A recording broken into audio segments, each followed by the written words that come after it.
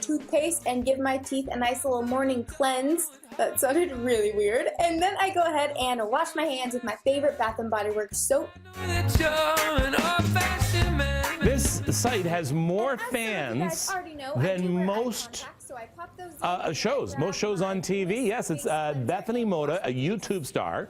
Welcome back to Breakfast Television. We're going to be talking about Bethany right now. Now, last week we talked about YouTube stars. Talked about some of them here in Toronto, but there is none bigger than Bethany. And she's coming to Toronto, by the way, in the next few weeks for YouTube Fest. So this morning, right here in Yonge Dundas Square, they just put up this sign, and this is probably the first time I've ever seen YouTube advertise in a mainstream way.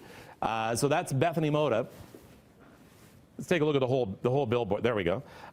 So she's coming to Toronto. I want to talk a little bit about this phenomenon known as Bethany Mota. 8.5 million followers. It's an amazing story, but again, it's showing how YouTube is now dominant. So dominant. I just did some research on how this all works and how it works as a business model, because at the end of the day she has to make money, right?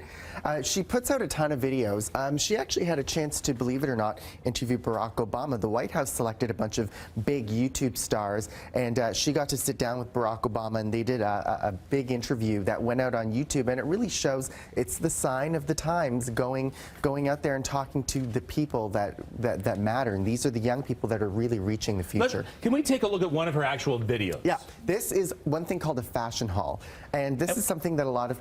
What does she do? What does she do? She goes shopping, she goes to the mall, and she buys stuff, and she brings it home. Let me fast forward this video a little bit. And she actually pulls stuff out of the bag. Okay, let's have a listen.